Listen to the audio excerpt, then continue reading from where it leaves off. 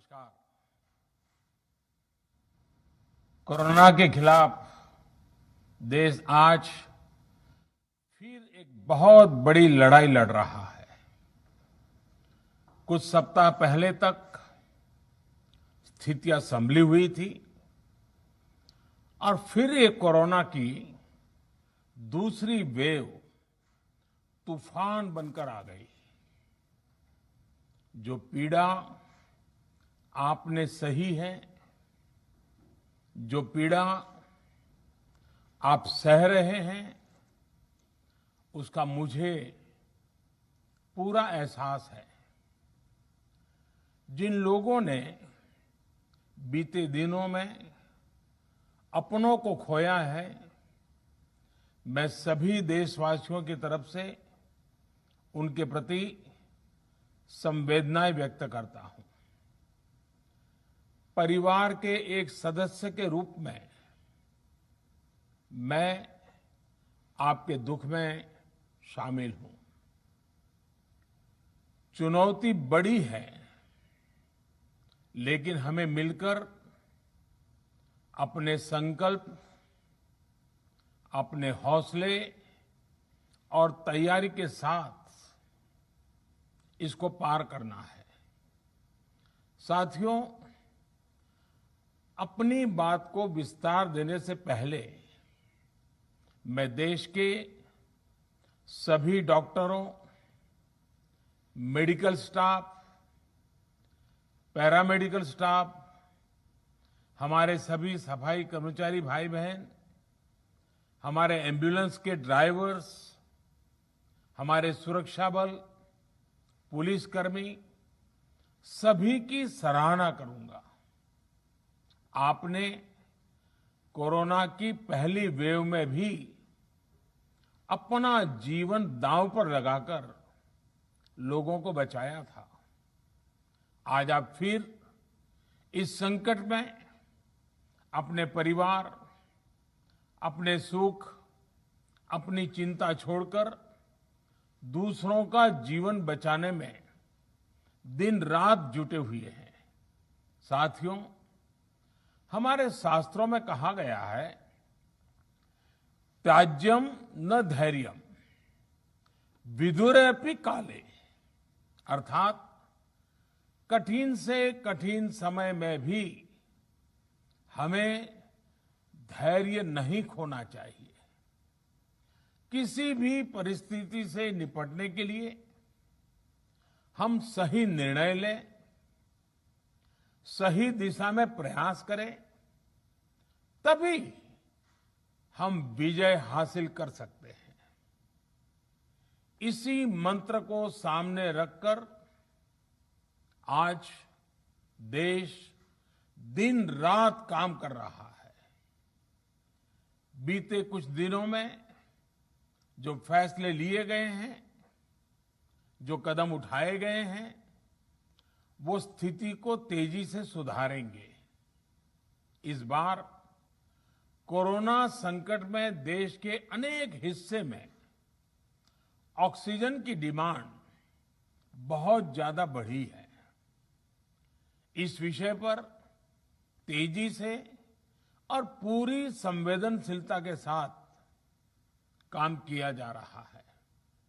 केंद्र सरकार, राज्य सरकारें, प्राइवेट सेक्टर, सभी की पूरी कोशिश है कि हर जरूरतमंद को ऑक्सीजन मिले।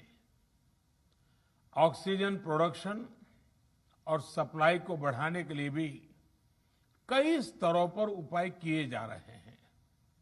राज्यों में नए ऑक्सीजन प्लांट्स हो, 1 लाख नए सिलेंडर पहुंचाने हो, औद्योगिक इकाइयों में इस्तेमाल हो रही ऑक्सीजन का मेडिकल इस्तेमाल हो, ऑक्सीजन रेल हो, हर प्रयास किया जा रहा है।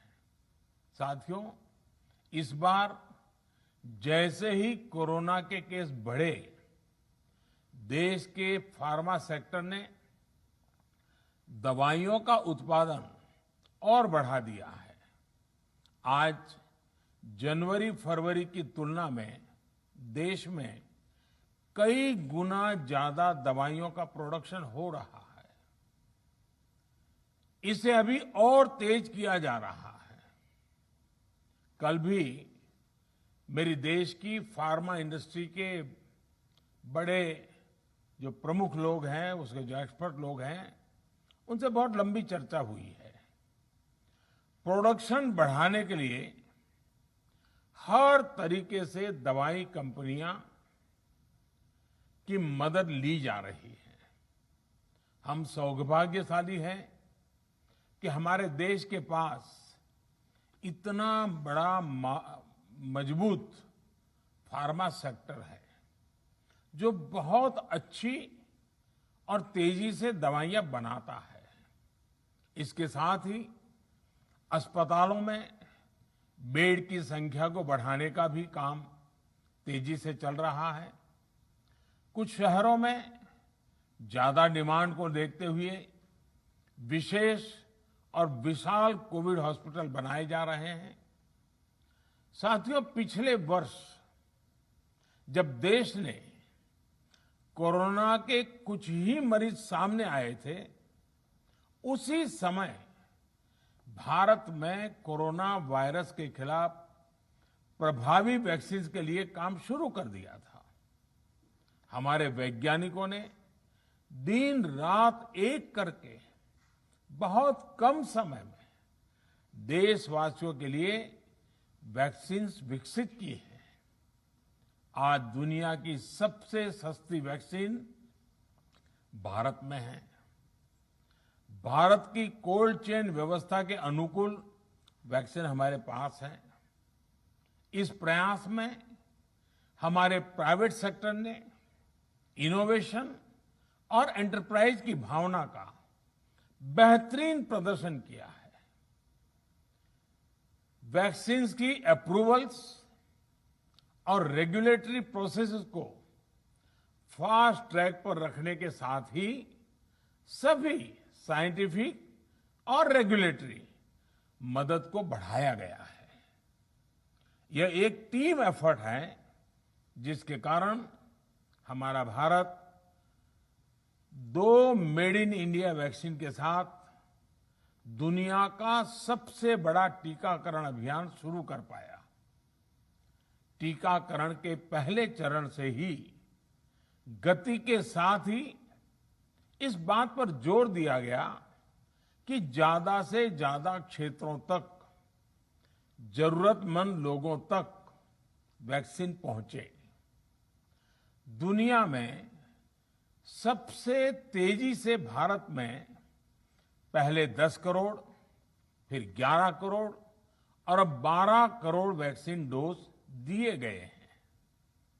आज कोरोना से इस लड़ाई में हमें हौसला मिलता है कि हमारे health care workers, frontline corona warriors और सीनियर सिटीजन्स के एक बड़े हिस्से को वैक्सीन का लाभ मिल चुका है। साथियों, कल ही वैक्सीन को लेकर हुए एक और अहम फैसला भी हमने किया है। 1 मई के बाद से 18 वर्ष के ऊपर के किसी भी व्यक्ति को वैक्सीनेट किया जा सकेगा। अब भारत में जो वैक्सीन बनेगी उसका आधा हिस्सा सीधे राज्यों और अस्पतालों को भी मिलेगा। इस बीच गरीबों, बुजुर्गों, निम्न मध्यम वर्ग के लोग, 45 वर्ष की आयु के ऊपर के व्यक्तियों के लिए केंद्र सरकार का जो वैक्सीन कार्यक्रम चल रहा है वो भी उतनी ही तेजी से जारी रहेगा। पहले की तरह ही सरकारी अस्पतालों में मुफ्त वैक्सीन मिलती रहेगी, जिसका फायदा, जैसा मैंने कहा, हमारे गरीब परिवार हो, हमारे मध्यम वर्ग, निम्न मध्यम वर्ग के परिवार हो, वो उनका लाभ उठा सकेंगे। साथियों, हम सभी का प्रयास जीवन बचाने के लिए है और जीवन बचाने के लिए तो है ही। प्रयास से भी ये है कि आर्थिक गतिविधियां और आजीविका कम से कम प्रभावित हो। प्रयास का तरीका यही रखा जाए। वैक्सीनेशन को 18 वर्ष की आयु के ऊपर के लोगों के लिए ओपन करने से शहरों में जो हमारे वर्कफोर्स है उसे तेजी से वैक्सीन उपलब्ध होगी। राज्यों और केंद्र सरकार के प्रयासों से श्रमिकों को भी तेजी से वैक्सीन मिले लगेगी।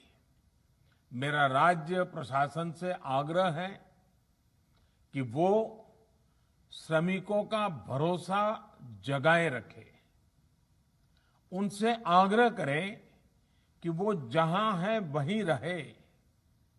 राज्यों द्वारा दिया गया ये भरोसा उनकी बहुत मदद करेगा कि वो जिस शहर में हैं वहीं पर अगले कुछ दिनों में वैक्सीन भी लगेगी और उनका काम भी बंद नहीं होगा।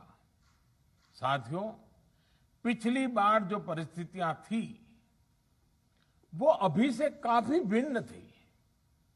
तब हमारे पास इस वैश्विक महामारी से लड़ने के लिए कोरोना स्पेसिफिक मेडिकल इंफ्रास्ट्रक्चर नहीं था। आप याद करिए देश की क्या स्थिति थी।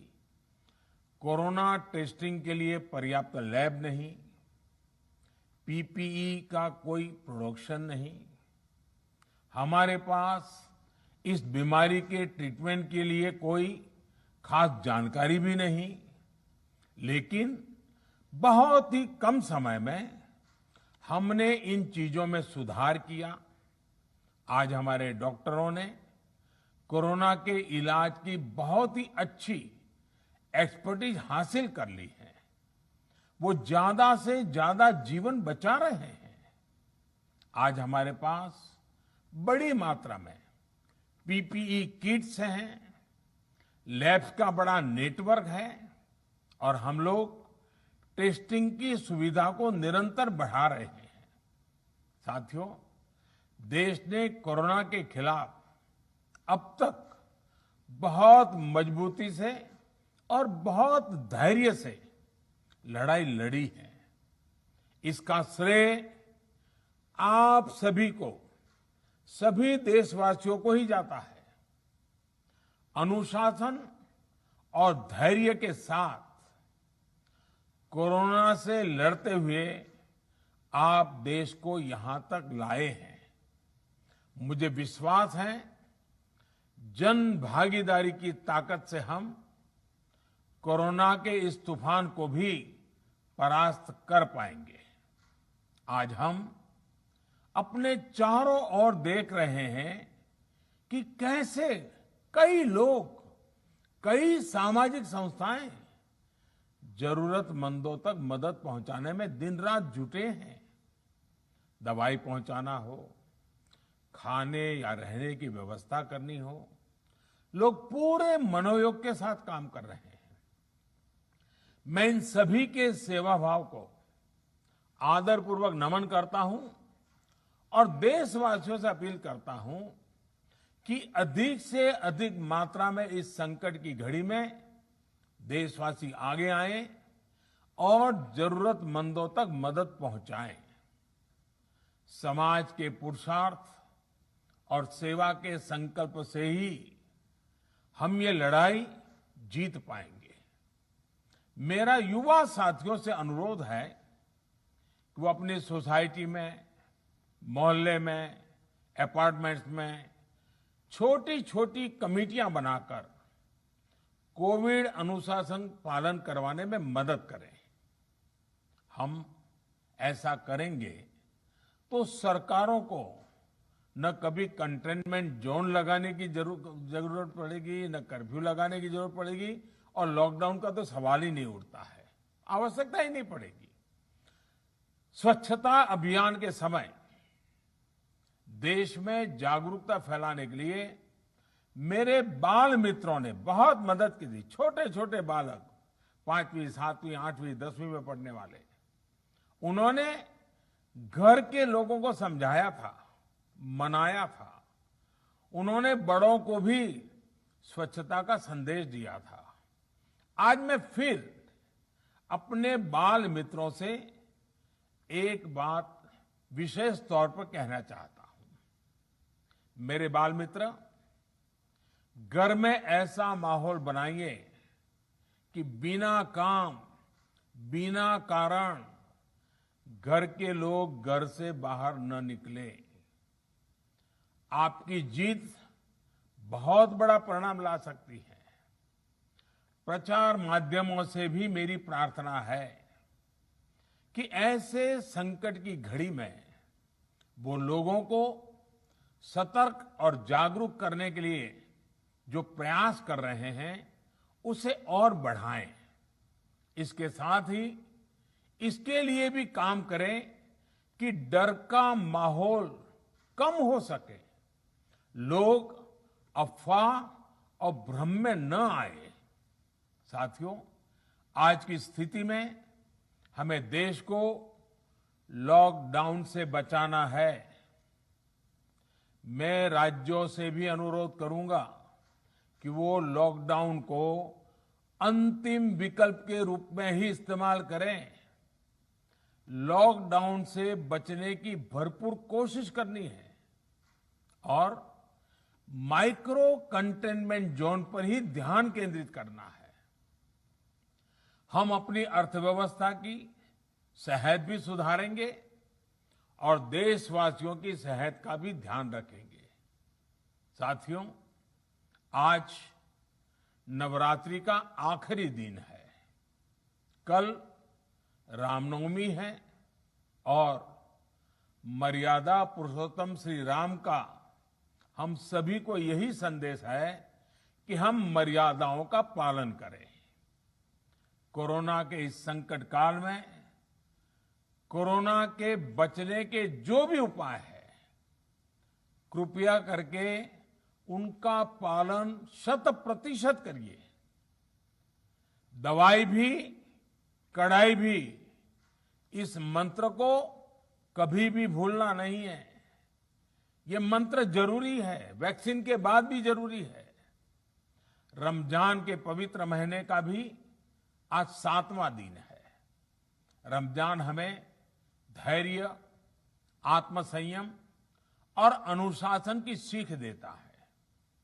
कोरोना के खिलाफ जंग जीतने के लिए अनुशासन भी, उसकी भी उतनी ही जरूरत है। जब जरूरी हो तभी बाहर निकले।